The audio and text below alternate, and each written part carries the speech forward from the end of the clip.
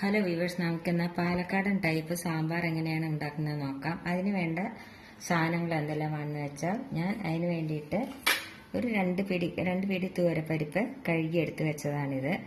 പിന്നെ അതിലേക്ക് കഷ്ണങ്ങൾ വേണ്ടത്, ഞാൻ കുമ്പളങ്ങ ഇതേമാതിരി ഇത്ര വലിപ്പം വേണം കഷ്ണം. കുമ്പളങ്ങ ചെറിയൊരു കഷ്ണം എടുത്തിട്ടുണ്ട്, പിന്നെ ക്യാരറ്റ് എടുത്തിട്ടുണ്ട്, പിന്നെ ഇടിച്ചക്കട 2 ചെറിയ കഷ്ണം എടുത്തിട്ടുണ്ട്, ഇത്ര എടുത്തിട്ടുണ്ട്. പിന്നെ തക്കാളി എടുത്തിട്ടുണ്ട്, പിന്നെ ഉരുളൻകിഴങ്ങ് എടുത്തിട്ടുണ്ട്, പിന്നെ സവോള ചെറുതായിട്ട് കുറച്ചെടുത്തിട്ടുണ്ട്. പിന്നെ അതിലേക്ക് എടുക്കുന്നത് വെണ്ടക്കായ, ഒരു 3 വെണ്ടക്കായ എടുത്തിട്ടുണ്ട്, ഇതേമാതിരി ചെറുതാക്കി നുറുക്കിയിട്ട്. പിന്നെ വഴുതനങ്ങ എടുത്തിട്ടുണ്ട്. വഴുതനങ്ങ നുറുക്കിയിട്ട് നമ്മൾ വെള്ളത്തിലിട്ട് വയ്ക്കണമെല്ലാം കറക്കുകയുള്ളൂ. വഴുതനങ്ങ ഒരു 2 എണ്ണം ചെറുതെടുത്തിട്ടുണ്ട്. പിന്നെ അതിലേക്ക് പുളി വേണം. പുളി ഒരു നെല്ലിക്ക വലുപ്പത്തിലുള്ള പുളി എടുത്തിട്ടുണ്ട്, അത് ഞാൻ വെള്ളത്തിലിട്ട് വെച്ചതാണ്. പിന്നെ അതിലേക്ക് അരയ്ക്കാനായിട്ട് മല്ലിപ്പൊടി എടുത്തിട്ടുണ്ട്. മല്ലിപ്പൊടി ഒരു 4 സ്പൂൺ എടുത്തിട്ടുണ്ട്, ടേബിൾ സ്പൂൺ അല്ല, സ്പൂൺ എടുത്തിട്ടുണ്ട്. പിന്നെ ഉഴുന്നും പരിപ്പ് 1 സ്പൂണ്, ഉലുവ 1 സ്പൂണ്, കായം ചെറിയൊരു കഷ്ണം എടുത്തിട്ടുണ്ട്. പിന്നെ 3 ചെറിയ ഉള്ളി എടുത്തിട്ടുണ്ട്. പിന്നെ ഒരു പച്ചമുളക് എടുത്തിട്ടുണ്ട്. പിന്നെ നാളികേരം ഒരു 4 ടേബിൾ സ്പൂൺ എടുത്തിട്ടുണ്ട്, ചെറിയത്. പിന്നെ അതിലേക്ക് മുളക് പൊടി മറക്കാനുള്ളതാണ്. പിന്നെ മഞ്ഞൾപ്പൊടി ഒരു 1/4 സ്പൂണ്, ഉപ്പ് ആവശ്യത്തിന്.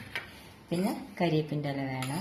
പിന്നെ കടുക് വറുക്കാനായിട്ട് ഉലുവ ഒരു 1/2 സ്പൂൺ എടുത്തിട്ടുണ്ട്. പിന്നെ കടുക് ഒരു 1/2 സ്പൂണ്, വറ്റൽമുളക്, പിന്നെ കരിവേപ്പിൻ്റെ ഇല. ഇത്ര സാധനങ്ങളാണ് വേണ്ടത്. ഇനി നമുക്ക് എന്താ ചെയ്യേണ്ടതെന്ന് വെച്ചാൽ, ആദ്യം നമുക്കൊരു ചീനച്ചട്ടി എടുപ്പത്തേക്ക്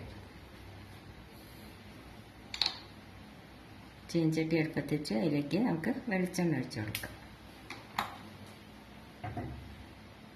വെളിച്ചെണ്ണ ഒഴിച്ചിട്ട് അതിലേക്ക് നമുക്ക് ഈ വെണ്ടക്കായ ഇട്ട് കൊടുക്കാം.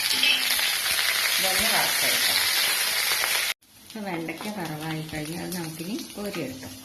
ഇപ്പം നമ്മൾ വെണ്ടയ്ക്ക വറുത്തിട്ടില്ലെങ്കിൽ എന്താ ചെയ്യേണ്ടതെന്ന് വെച്ചാൽ, നമ്മൾ കഷ്ണമൊക്കെ വെന്തിട്ട് പുളി ഒഴിക്കില്ലേ, പുളി ഒഴിച്ചതിന് ശേഷം വെണ്ടയ്ക്ക ഇട്ടാൽ വെണ്ടയ്ക്ക വെന്തുടയില്ല. പക്ഷെ നമ്മൾ വറക്കേണ്ടതാണ് കൂടുതൽ ടേസ്റ്റ്. ഇനി നമ്മൾ എന്താ ചെയ്യേണ്ടതെന്ന് വെച്ചാൽ, കുറച്ചും കൂടി എണ്ണ ഒഴിച്ചു കൊടുക്കുക.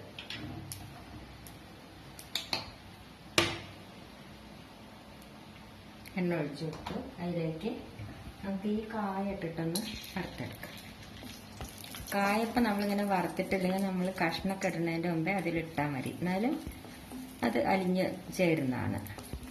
പണ്ടൊക്കെ നമ്മളതിൻ്റെ അമ്മയൊക്കെയുള്ള കാലത്ത് ഈ സാമ്പാർ വെക്കുമ്പോൾ നമ്മൾ നാളികേരമൊന്നും വറക്കില്ല. വെറുതെ മല്ലിപ്പൊടിയല്ല, മല്ലിയാണ്. മല്ലിയും മുളകും വറ്റൽമുളകും ഉലുവയും കൂടിയിട്ട് വറക്കും. നാളികേരം അങ്ങനെ പച്ചയ്ക്ക് അരക്കുകയാണ് പണ്ടൊക്കെ ചെയ്യാറ്. അതായത് ഞാൻ ചെറുതൊക്കെ ആവുമ്പോൾ എൻ്റെ അമ്മയൊക്കെ അങ്ങനെയാണ് ചെയ്യാറ്. പക്ഷെ ഇപ്പം എല്ലാവരും നാളികേരം വറക്കും. ഇനി നമുക്കിത് എടുക്കാം. ഇനി ഇതിലേക്ക് നമുക്ക് ഈ ഉലുവയും ഉഴുന്നും പരിപ്പും ഇട്ട് കൊടുക്കാം. ഇതൊന്ന് വറക്കട്ടെ.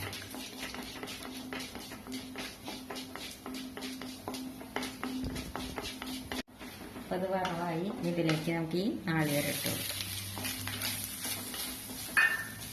നാളികേരം ഇട്ട് കൊടുത്തു. അതിലേക്ക് നമുക്ക് ഈ ചെറിയ ഉള്ളി ഇട്ട് കൊടുക്കാം. നമുക്ക് ഒരു പച്ചമുളകും ഇതിലിട്ട് കൊടുക്കാം. 2 കരിവേപ്പിൻ്റെ ഇല ഇട്ട് കൊടുക്കാം. ഇതൊന്ന് ചമ്മനെ ഒന്ന് വറുത്തെടുക്കട്ടെ. അത് വറവായി കഴിഞ്ഞ് അതിലേക്ക് നമുക്ക് ഈ മല്ലിപ്പൊടി ഇട്ട് കൊടുക്കാം. ഇതൊന്ന് വറക്കട്ടെ. ഇനി അതിലേക്ക് നമുക്ക് ഈ മുളക് പൊടി ഇട്ട് കൊടുക്കാം. ഗ്യാസ് നമ്മൾ ലോ ഫ്ലെയിമിലാണ് വെച്ചിരിക്കുന്നത്. ഇനി നമുക്കത് വാങ്ങാം. അത് വറവായി കഴിഞ്ഞു. ഇനി എന്താ നമ്മൾ ചെയ്യേണ്ടതെന്ന് വെച്ചാൽ, ഒരു കുക്കർ അടുപ്പത്തേക്ക് അതിലേക്ക് നമുക്ക് ഒരു 1.5 ഗ്ലാസ് വെള്ളം ഒഴിച്ചു കൊടുക്കാം. അതിലേക്ക് നമുക്ക് ഈ തൂരപ്പരിപ്പ് ഇട്ട് കൊടുക്കാം. ഇനി ഒരു 2 വിസിൽ വരട്ടെ.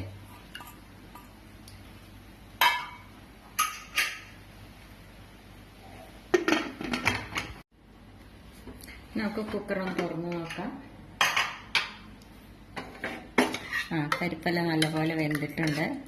ഇനി നമ്മൾ എന്താ ചെയ്യേണ്ടതെന്ന് വെച്ചാൽ, നമുക്ക് കുറച്ച് പരിപ്പ് ഇത് മാറ്റി വയ്ക്കാം. കാരണം പരിപ്പ് വല്ലാതെ വെന്തോടെ ഞാൻ വല്ലാതെ കൊഴുപ്പാകുള്ളൂ, അപ്പോൾ അത്ര ടേസ്റ്റ് ഉണ്ടാവില്ല.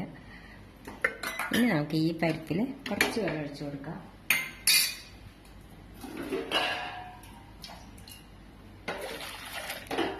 സ്റ്റവ് കത്തിക്കാം. ഇനി അതിലേക്ക് നമുക്ക് ഈ കഷ്ണങ്ങൾ ഇട്ട് കൊടുക്കാം.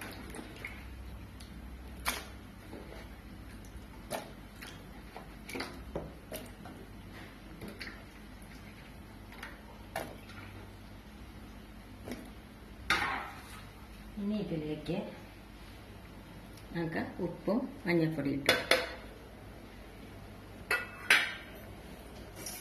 ഒരു പച്ചമുളക് ഇട്ട് കൊടുക്കുക. അതൊരു സ്വാദാണ് പച്ചമുളക് ഇട്ട. ഇനി ഇത് ഈ കഷ്ണം ഒന്ന് പകുതി വേവാകുമ്പോൾ വേണം നമുക്ക് വഴുതനങ്ങ ഇട്ട് കൊടുക്കാം. വഴുതനങ്ങയും തക്കാളി ഇട്ട് കൊടുക്കാം. കാരണം വഴുതനങ്ങയ്ക്കും തക്കാളിക്കും അധികം വേവില്ലല്ലോ. ഇനി ഇതൊന്ന് വേവട്ടെ. അപ്പൊ കഷ്ണം പകുതി വേവായി കഴിഞ്ഞ് ഇനി ഇതിലേക്ക് നമുക്ക് ഈ വഴുതനങ്ങ ഇട്ട് കൊടുക്കാം. വഴുതനങ്ങ പെട്ടെന്ന് വേവണതാണല്ലോ. ഇനി ഇതിലേക്ക് നമുക്ക് ഈ തക്കാളി ഇട്ട് കൊടുക്കാം. ഇതും കൂടി ഒന്ന് വേവട്ടെ. അപ്പം കഷ്ണമൊക്കെ വെന്ത് കഴിഞ്ഞു. ഇല്ലേ, കഷ്ണമൊക്കെ വെന്ത് കഴിഞ്ഞു. ഇനി ഇതിലേക്ക് നമുക്ക് ഈ വെണ്ടക്കായ ഇട്ട് കൊടുക്കാം. ഇതൊന്ന് തിളക്കട്ടെ.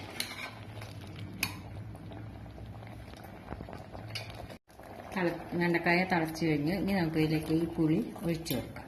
ഈ പുളി ഒന്ന് തിളക്കട്ടെ. ഒന്ന് തിളക്കട്ടെ. ഇപ്പം നാളികേരം, മല്ലിപ്പൊടി, മുളക് പൊടി, ഉലുവ, ഉഴുന്ന് ഇതെല്ലാം അരച്ചെടുത്താണിത്. ഇനി നമ്മൾ എന്താ ചെയ്യേണ്ടതെന്ന് വെച്ചാൽ നമുക്കിത് പുളി നല്ലപോലെ തിളച്ച് കഴിഞ്ഞ് അതിലേക്ക് നമുക്കിത് ഒഴിച്ചു കൊടുക്കാം.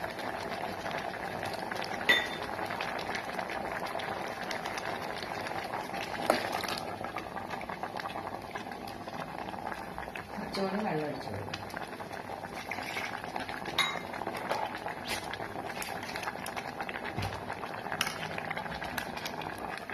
ഇതൊന്ന് തിളക്കട്ടെ. ഇതൊന്ന് നല്ലപോലെ ഒന്ന് തിളക്കട്ടെ. അരവെല്ലാം ഒഴിച്ച് നല്ലപോലെ തിളച്ച് കഴിഞ്ഞു. ഇതിലേക്ക് നമ്മൾ എടുത്ത് വെച്ച പരിപ്പ് ഇട്ട് കൊടുക്കാം. ഇനി ഇതിലേക്ക് നമുക്ക് 2 കരിവേപ്പിൻ്റെ ഇല ഇട്ട് കൊടുക്കാം. ഇനി ഒന്നുകൂടി ഒന്ന് തിളക്കട്ടെ.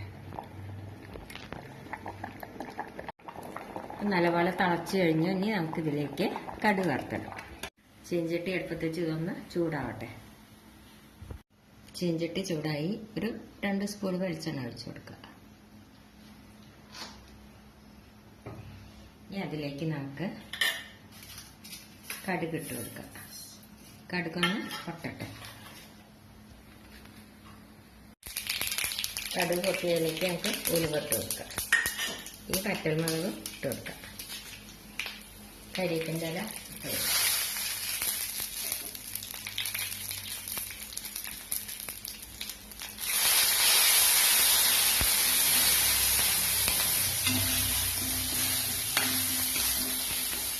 പൊട്ടി കഴിഞ്ഞ് നമുക്കിത് ഈ വറവ് ഇതിലേക്ക് ഇട്ട് കൊടുക്കാം. അപ്പം നമ്മുടെ സാമ്പാർ റെഡിയായി. ഇതിൽ ഉപ്പ് എല്ലാം ഉണ്ടോയെന്ന് നോക്കി ഉപ്പെല്ലാം ശരിയാണ്. പിന്നെ പുളിയും മുളകൊക്കെ നിങ്ങളുടെ എരിവിനനുസരിച്ചിട്ട് ചേർക്കേണ്ടതാണ്. ഇനി ഇത് നമുക്കൊരു സെർവിങ് പ്ലേറ്റിലേക്ക് മാറ്റാം. ഇപ്പം ഞങ്ങളുടെ വീട്ടിലുണ്ടാക്കുന്ന പാലക്കാടൻ ടൈപ്പ് സാമ്പാർ റെഡിയായി. ഇതേമാതിരിയാണ് ഞങ്ങൾ ഉണ്ടാക്കാറുള്ളത്. ഇത് എല്ലാവരും ട്രൈ ചെയ്ത് നോക്കുമല്ലോ. എല്ലാവർക്കും ഇഷ്ടപ്പെടുകയാണെങ്കിൽ ലൈക്ക് ചെയ്യാനും ഷെയർ ചെയ്യാനും കമൻറ്റ് ചെയ്യാനും സബ്സ്ക്രൈബ് ചെയ്യാത്തവർ സബ്സ്ക്രൈബ് ചെയ്യാനും മറക്കരുത്. Thank you.